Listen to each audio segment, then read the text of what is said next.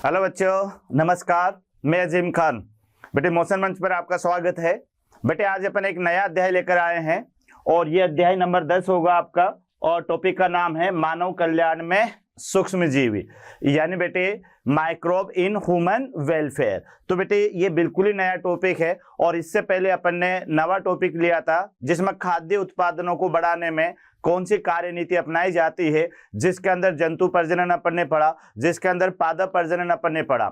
जंतु प्रजनन के अंदर बेटे अपन ने पशु पालन सीखा, उसमें मधुमक्खी पालन के बारे में बताया, मत्स्य पालन के बारे में बताया, पोल्ट्री फार्मिंग के बारे में बताया, पादपों में बेटे जनन के बारे में, संकरण क्या होता है इसके बारे में बताया। बेटे ये टॉपिक जो होगा ये होगा हमारा यानी माइक्रोब इन ह्यूमन वेलफेयर, यानी बेटे जो सूक्ष्म जीवी होते हैं उनका मानव कल्याण के अंदर क्या क्या उपयोग होता है। तो बेटे ध्यान रखना, जो सूक्ष्म जीवी हैं ये ऑल ओवर द वर्ल्ड यानी संसार के सभी कोने में पाए जाते हैं। और बेटे ये संसार के सभी कोने के साथ साथ ये हवा में आपको मिल जाएंगे, ये पानी में आपको मिल जाएंगे, ये मिट्टी में आपको मिल जाएंगे, यानी सर्वव्यापी यानी कॉस्मोपॉलिटियन होते हैं। सूक्ष्म जीवी के रूप में बेटे जीवाणु हो सकते हैं, वायरस हो सकते हैं, प्रोटोजोआ हो सकते हैं और कवक हो सकते हैं। बेटे ये जो सूक्ष्म जीवी हैं ये मानव को हानि भी पहुंचाते हैं और कुछ सूक्ष्म जीव ऐसे भी होते हैं जो मानव कल्याण के लिए लाभदायक भी होते हैं। बेटे इन सूक्ष्म जीवों का जो उपयोग है वह कई घरेलू उत्पाद बनाने में किया जाता है। जैसे अपन दही बनाते हैं, तो बेटे जानते हो दही क्या है? दही करोड़ों सूक्ष्म जीवी या जीवाणुओं का घोल होता है। दही के अंदर कई प्रकार के मतलब जो है कई संख्या में लाभदायक जीवाणु जो है उसके अंदर मौजूद होते हैं, जिसे लैक्टो एसिड बेसिलस जीवाणु कहा जाता है। बेटे तो दही बनाया जाता है, कर्ड बनाया जाता है, योगर्ट बनाए जाते हैं। तो ये तो मानव कल्याण में बेटे जो है क्या कहते हैं दैनिक जीवन में है। उसके अलावा औद्योगिक में भी बेटे कई सारे जीवाणु काम में लिए जाते हैं, है ना। एसिटोबैक्टर एसिटाई होता है सिरका बनाने में, वाइन बनाने में। उसके अलावा कई सारे बेटे जो है जैव नियंत्रण कार्य के रूप में सूक्ष्म जीवों का उपयोग किया जाता है। ये जो व्हाइट मल होता है बेटे, सीवेज जो का पानी होता है, इसके उपचार में जीवाणु का उपयोग किया जाता है। तो कहने का मतलब जो है बेटे सूक्ष्म जीवों का जो उपयोग होगा वह घरेलू उत्पाद निर्माण में किया जाएगा, औद्योगिक क्षेत्र में सूक्ष्म जीवों का उपयोग किया जाएगा, व्हाइट मल के उपचार में बेटे इसका उपयोग किया जाएगा और जैव नियंत्रक जो कारक होते हैं उनमें बेटे इसका उपयोग किया जाता है। तो इस चैप्टर के अंदर अपन को यही देखना है कि कौन कौन से ऐसे यूजेज हैं जिनके अंदर ये सूक्ष्म जीवी काम आते हैं। तो आइए बेटे शुरुआत करते हैं अपन इसकी। तो बेटे यहाँ पर हमारे पास में पहला जो लेक्चर होगा और इसमें नंबर 1 आप इसके दे दीजिएगा और ये होगा बेटे मानव कल्याण में सूक्ष्म जीवी। ये टॉपिक है बेटे मानव कल्याण में सूक्ष्म जीवी। तो इसमें आप देखिएगा कि पृथ्वी पर सूक्ष्म विज्ञान तंत्र के प्रमुख घटक क्या होते हैं बेटे? सूक्ष्म जीव होते हैं। यानी ये भी आपको याद रखना है कि धरती पर अगर कोई जैव वैज्ञानिक तंत्र है तो जैव वैज्ञानिक तंत्र के जो प्रमुख घटक होंगे बेटे ये माइक्रोब्स होते हैं, ये सूक्ष्म जीव होते हैं। सूक्ष्म जीव सर्वव्यापी होते हैं, यानी यहां आपको याद रखना है बेटे सूक्ष्म जीव क्या होते हैं? कॉस्मोपॉलिटियन होते हैं। यानी मैं आपको पढ़ा रहा हूं तो हवा के अंदर भी बेटे सूक्ष्म जीव हो सकते हैं, आप जिस कमरे में पढ़ रहे हैं वहां भी सूक्ष्म जीव हो सकते हैं, हमारे भोजन में, हमारी वायु में, हमारे आवास में, हर जगह पर बेटे आपको सूक्ष्म जीव यानी माइक्रोब्स आपको मिल जाएंगे। तो जितने भी माइक्रोब्स होते हैं बेटे ये सर्वव्यापी होते हैं। सर्वव्यापी का माने तीनों मंडल आ गए बेटे इसके अंदर, यानी आपको ये मृदा में भी देखने को मिलेंगे, जल में, वायु में, यहां तक कि हमारे शरीर में भी ये पाए जाते हैं। तो ये हमेशा याद रखना बेटे कि सबसे पहला पॉइंट तो इसका ये है कि पृथ्वी पर जो जैव वैज्ञानिक तंत्र है इसका मुख्य आधार किसे माना गया है? तो इसका मुख्य आधार बेटे माइक्रोब्स को माना गया है, सूक्ष्म जीवों को माना गया है। दूसरा पॉइंट आपको याद रखना है कि जो माइक्रोब्स होते हैं बच्चों, ये माइक्रोब्स जो है सर्वव्यापी होते हैं, यानी पूरे के पूरे स्पेस के अंदर या पूरा जो हमारे धरती का तीनों मंडल है, जल मंडल, वायुमंडल, थल मंडल, तो तीनों मंडलों के अंदर ये सूक्ष्म जीवी पाए जाते हैं। तो इन्हें कहा जाता है सर्वव्यापी यानी बेटे कॉस्मोपॉलिटियन।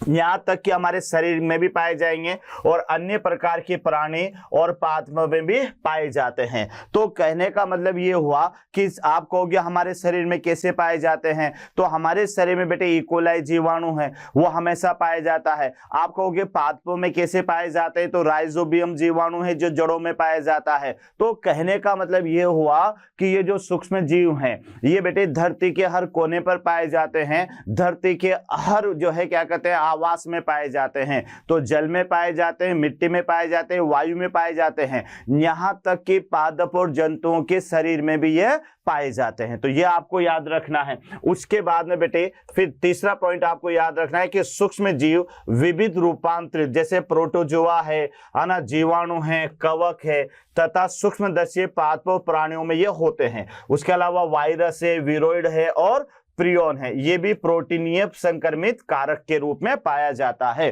तो कहने का मतलब जो सूक्ष्म जीव होंगे उसके अंदर बेटे आपको याद रखना है कि जीवाणु के रूप में पाए जाएंगे, उसके अलावा प्रोटोजोआ के रूप में ये पाए जाएंगे, उसके अलावा बेटे ये वायरस के रूप में ये पाए जाएंगे और साथ में ये कवक के रूप में ये पाए जाते हैं। तो ये सारे के सारों को आप सूक्ष्म जीवी कह सकते हो। सूक्ष्म जीवी का माने ये होगा बेटे कि मोस्टली जो सूक्ष्म जीवी होते हैं वह एक कोशिकीय सजीव होते हैं, ये याद रखना, जो कि नग्न आंखों से दिखाई नहीं देते हैं। तो ऐसे सजीवों को कहा जाता है सूक्ष्म जीवी।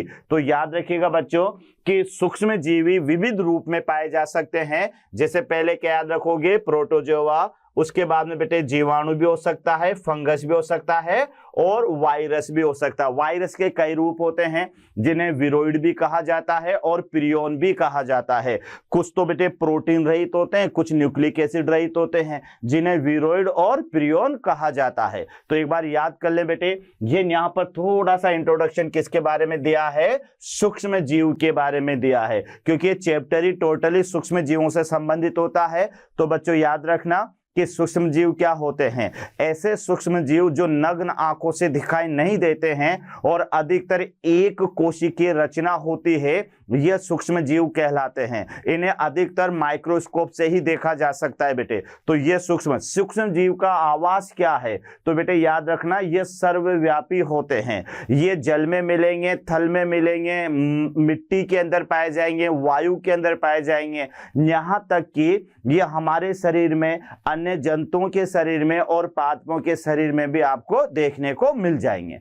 किस रूप में सूक्ष्म जीवी पाए जाते हैं, तो बच्चों जीवाणु भी सूक्ष्म जीवी है ना, प्रोटोजोआ भी सूक्ष्म जीवी है, उसके अलावा वायरस है और कवक है। तो ये चार रूपों में आपको सूक्ष्म जीवी याद रखना है, जीवाणु, वायरस, प्रोटोजोआ और साथ में बेटे कवक। तो ये सूक्ष्म जीवों के रूप में ये पाए जाते हैं। आइए बेटे आगे देखते हैं। तो यहाँ पर ये जो जीवाणु और अधिकांश कवक के समान सूक्ष्म जीवी का जो मीडिया है, यानी यहाँ पर आप देखो बेटे कि जीवाणु और अधिकांश जो कवक के समान सूक्ष्म जीवों का पोषक मीडिया पर उगाया जा सकता है ताकि यहाँ पर ये वृद्धि कर और एक कॉलोनी का रूप ले सके, यानी इसको कहोगे बेटे संवर्धन।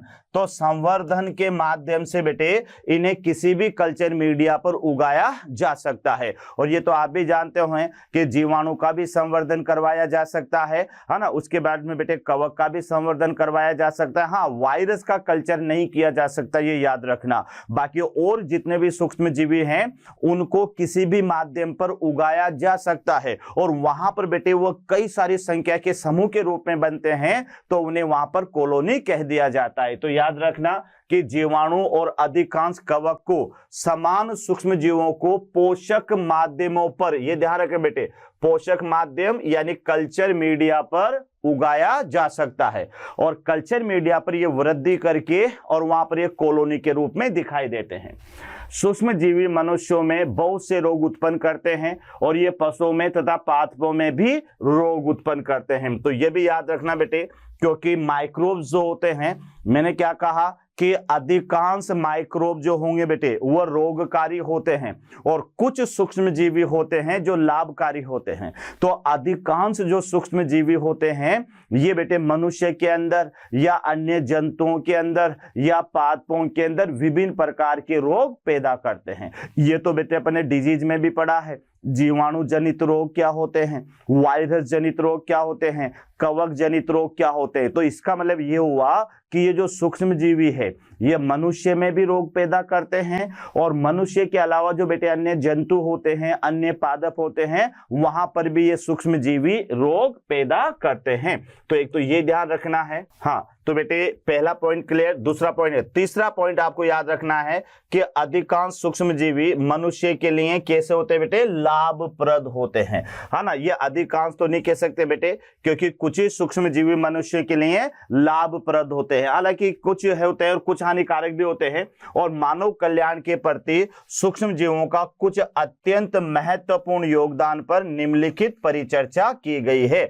यानी बेटे यहां पर अपन देखेंगे कि कौन कौन से उद्योगों में, कौन कौन से रूप में ये सूक्ष्म जीवी हमारे लिए लाभप्रद होंगे। तो यहाँ आप देख लें कि बेटे सूक्ष्म जीव जो होते हैं ये मनुष्यों में बहुत से रोग उत्पन्न करते हैं, पशुओं में और पादपों में भी रोग उत्पन्न करते हैं। कुछ जो सूक्ष्म जीवी होते हैं बेटे ये मनुष्यों के लिए क्या होते हैं, लाभप्रद होते हैं। और मानव कल्याण के प्रति सूक्ष्म जीवों का कुछ अत्यंत महत्वपूर्ण योगदान है, जिसे अपन यहाँ पर डिस्कस करने वाले हैं। तो ये यहाँ पर आप देख लें, पहले बेटे आपको इस चैप्टर के अंदर सूक्ष्म जीवी के बारे में जानकारी लेनी है। तो बच्चों मैं एक बार फिर रिपीट कर रहा हूं कि सूक्ष्म जीवी वह जीव जो नग्न आंखों से दिखाई नहीं देते हैं, जिन्हें अधिकांशतः माइक्रोस्कोप से देखा जाता है, वह सूक्ष्म जीव कहलाते हैं। बेटे सूक्ष्म जीव जो होते हैं ये सर्वव्यापी होते हैं, मतलब ये जल में, थल में, वायु में और मिट्टी के अंदर पाए जाते हैं। यहां तक कि ये हमारे शरीर में भी पाए जाएंगे, जंतुओं के शरीर में भी पाए जाएंगे और पादपों के शरीर में भी पाए जाते हैं। बेटे ये जो सर्व सूक्ष्म जीव हैं ये वायरस के रूप में, ये जीवाणु के रूप में, ये कवक के रूप में और प्रोटोजोआ के रूप में आपको देखने को मिलेंगे। उसके बाद में बेटे याद रखना कि सूक्ष्म जीवों को, वायरस को छोड़ करके बेटे जैसे मुख्यतः जीवाणु और कवक, इनको किसी संवर्धन माध्यम पर उगाया जा सकता है, यानी इनका कल्चर करवाया जा सकता है, और कल्चर करवाने के साथ वहां पर ये कॉलोनी के रूप में ये वृद्धि करते हैं। यहां तक क्लियर। उसके बाद में दे रखा बेटे कि सूक्ष्म जीव जो होते हैं ये मनुष्य में और जंतुओं में और पादपों में कई प्रकार के रोग पैदा करते हैं, जो अपन पहले वाले टॉपिक में पढ़ चुके हैं। लेकिन बेटे ऐसा नहीं है कि सारे के सारे सूक्ष्म जीवी रोग ही पैदा करते हैं। इसमें बेटे कुछ ऐसे भी सूक्ष्म जीव होते हैं जो मनुष्य के लिए, पादपों के लिए या अन्य जंतुओं के लिए लाभप्रद होते हैं। तो बेटे अब ये किस किस क्षेत्र के अंदर ये लाभप्रद होते हैं, तो बेटे घरेलू उत्पाद में सूक्ष्म जीवी का प्रयोग, है ना, औद्योगिक उत्पादों के निर्माण में सूक्ष्म जीवी का उपयोग, वाहित मल के उपचार में सूक्ष्म जीवी का उपयोग, और जैव नियंत्रण कारकों के निर्माण में सूक्ष्म जीवी का उपयोग। तो बेटे इस तरह से सूक्ष्म जीवों का अपन उपयोग पढ़ेंगे। तो आइए देखिएगा बेटे, शुरुआत करते हैं अपन, यानी नंबर 1 से। नंबर 1 या इसको कैपिटल ए दे दे बेटे, घरेलू उत्पाद में सूक्ष्म जीवी। यानी बेटे जो घरेलू उत्पाद होते हैं, हाउस होल्ड मैटर होते हैं बेटे, उसके अंदर सूक्ष्म जीवों का क्या क्या उपयोग होगा। तो बेटे दही का भी आपने नाम सुन रखा है, ब्रेड का भी आपने नाम सुन रखा है ना। कई प्रकार की जो चीज होती है बेटे, योगर्ट होता है या दूध से संबंधित कई सारे उत्पाद होते हैं। तो बेटे ये सारे के सारे जो उत्पाद हैं ये सूक्ष्म जीवों की मौजूदगी में बनाए जाते हैं। मोस्ट कॉमन बैक्टीरिया को तो नाम सुना होगा बेटे, यानी लैक्टिक एसिड बैक्टीरिया। और ये जो लैक्टिक एसिड बैक्टीरिया होता है बेटे, ये दूध को दही में निर्माण करने में काम आता है। तो most common type of bacteria है। तो बेटे कैपिटल ए, मैंने आपसे क्या बताया कि सूक्ष्म जीवों का जो उपयोग है बेटे घरेलू उत्पाद बनाने में किया जाता है, औद्योगिक उत्पादों के निर्माण में किया जाता है, वाहित मल के उपचार में किया जाता है, और यहां तक कि कई प्रकार के जैव नियंत्रण कारकों के निर्माण में किया जाता है। तो पहला उपचार अपन यहां ले रहे हैं बेटे घरेलू उत्पाद में। तो घरेलू उत्पाद आप जानते हैं जो हमारे घरों में काम आने वाली चीजें हैं, जैसे दूध से दही बनाया जाता है ना, आटा होता है बेटे मैदा, उससे जो है ब्रेड बनाई जाती है ना, कई प्रकार के जो है क्या कहते हैं बेटे दही चीज बनाई जाती है ना, उसके अलावा जो है क्या कहते हैं चीज के अलावा बेटे कई ब्रेड वगैरह ये बनाए जाते हैं। तो यहाँ कौन कौन से सूक्ष्म जीवी काम आते हैं ये अपन को देखना है। तो इसमें पहला अपन ले रहे हैं यहाँ पर घरेलू उत्पादों में सूक्ष्म जीव। तो बेटे इसका ये पहला पॉइंट आप याद रखना है कि प्रतिदिन सूक्ष्म जीवी या उनसे उत्पन्न उत्पादों का प्रयोग करते हैं और इनका सामान्य उदाहरण है दूध से दही का उत्पादन। यानी बेटे याद रखना कि हमारे घरों में कई सारे ऐसे उत्पाद होते हैं जिन्हें अपन निरंतर जो है उपयोग में लेते हैं और इसका मोस्ट कॉमन उदाहरण जो है वह है दही। बेटे दही जो है हमारे शरीर के लाभदायक भी होता है, लेकिन याद रखना जो व्यक्ति दही खाता है ना, अच्छा बताओ बेटे वो कौन सा उत्पाद मतलब कौन सा उपभोक्ता होगा। मैं ऑप्शन दे रहा हूं, प्राथमिक उपभोक्ता, द्वितीय उपभोक्ता, तृतीय उपभोक्ता और उत्पादक। ये चार ऑप्शन है आपके सामने। क्वेश्चन क्या है कि दही खाने वाले जंतु होते हैं उत्पादक, प्राथमिक उपभोक्ता, द्वितीय उपभोक्ता, तृतीय उपभोक्ता। बताओ बेटे जल्दी। तो इसका जवाब क्या होगा? आंसर नंबर 3 यानी द्वितीय उपभोक्ता, ना कि प्राथमिक उपभोक्ता। कारण क्या है बेटे कि दूध के अंदर जो जीवाणु है ना वह खुद प्राथमिक उपभोक्ता है और जो दही खाएगा तो वह उन प्राथमिक उपभोक्ता को भी खा रहा है। तो दही खाने वाला जो मनुष्य है वह द्वितीय उपभोक्ता की श्रेणी में रखा जाएगा, क्योंकि उस दही के अंदर बेटे जीवाणु हैं और जीवाणु परपोषी होते हैं और परपोषी ये दूध से अपना भोजन ले रहे हैं। तो बेटे ये वहां कहलाएंगे प्राथमिक उपभोक्ता, और जो प्राथमिक उपभोक्ता को भोजन के रूप में इस्तेमाल करता है वह कहलाता है द्वितीय उपभोक्ता। तो ये याद रखना बेटे कि घरेलू उत्पादों में प्रतिदिन सूक्ष्म जीवों का उपयोग किया जाता है। सेकंड पॉइंट याद रखना बेटे इसमें जो बहुत ही इंपॉर्टेंट है, सूक्ष्म जीव जैसे लैक्टोबैसिलस तथा अन्य जिन्हें सामान्य लैक्टिक एसिड बैक्टीरिया, ये ध्यान रखना बेटे, यानी LAB लैक्टिक एसिड बैक्टीरिया कहते हैं, ये दूध में वृद्धि करते हैं और उसे किस में बदल देते हैं बेटे? दही में परिवर्तित कर देते हैं। तो ये थोड़ा सा याद रखना, लैक्टोबैसिलस। ये क्वेश्चन बेटे कई बार आ गया। तो लैक्टम का माने दूध होता है और दूध में पाए जाने वाला जो जीवाणु है ये ध्यान रखना लाभकारी जीवाणु है जिसका नाम है लैक्टोबैसिलस, और बेटे इसे लैक्टिक एसिड बैक्टीरिया भी कहते हैं। तो ये जो लैक्टिक एसिड बैक्टीरिया है या ये जो लैक्टोबैसिलस जीवाणु है ये बेटे दूध में पाया जाता है और दूध में ये क्या करता है? दूध को दही में बदलने में काम करता है। तो इतना आपको याद रखना है।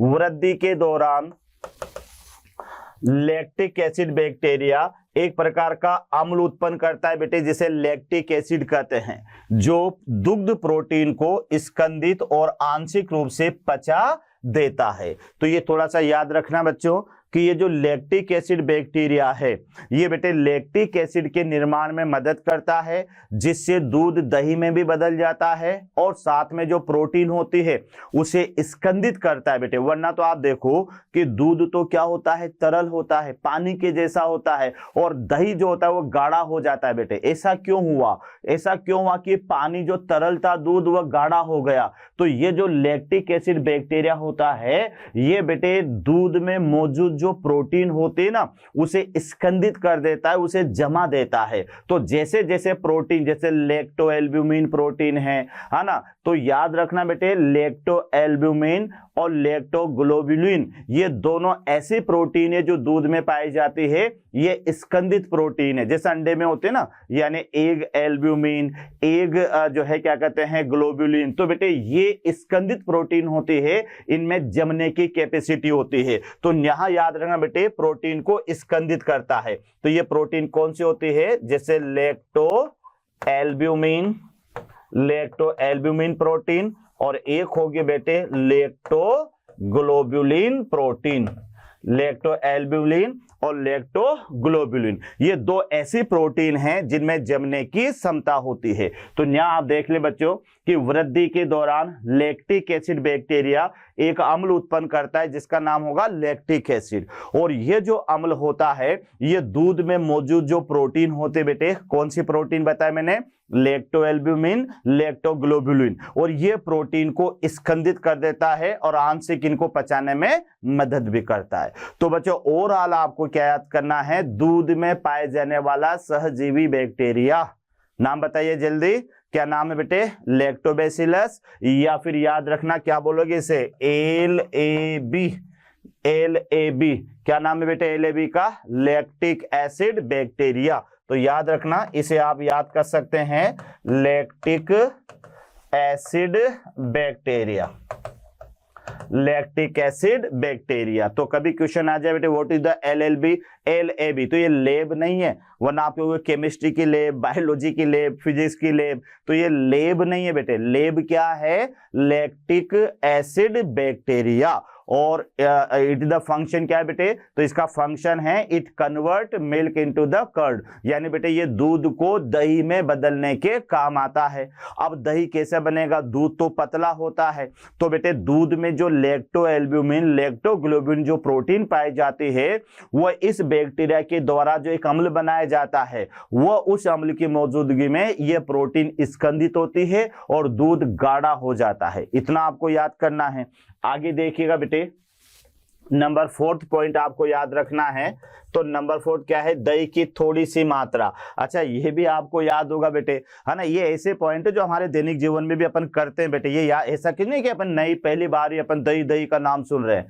अब मान लो हमारे घर में दही खत्म हो गया तो अपन क्या करते हैं, पड़ोसी के घर से थोड़ा सा दही लाते हैं, या थोड़ा सा दही दे दे, हमें भी दही जमाना है, यही कहते हैं ना बेटे। तो क्या होगा, जो हम थोड़ा सा दही लाएंगे उस दही में हजारों करोड़ों जीवाणु होंगे, और उसको जब अपन सामान्य दूध में मिला देंगे तो बेटे कुछ समय बाद में क्या होगा कि वो जो दूध है ना वह भी दही में बदल जाएगा। लेकिन पहले अपन ने क्या किया, एक थोड़ा सा दही वहां से लाए और उसको अपन ने सामान्य दूध में मिलाया और वह दूध भी किसमें, दही में बदल जाता है। तो वहां पर जीवाणु ने वृद्धि की होगी और वृद्धि करके दूध की प्रोटीन को स्कंदित किया होगा, और जैसे दूध की प्रोटीन स्कंदित होती है तो बेटे फिर क्या होता है, वह दूध जम जाता है। तो यहां आप देखिएगा, ये देखो बेटे कि दही की थोड़ी सी मात्रा निवेश द्रव या प्रारंभिक दूध में या ताजे दूध में मिलाया जाता है ना। निवेश द्रव ले लो या बेटे इसको प्रारंभ के रूप में ताजा दूध ले लो, है ना। तो देखो यहां पर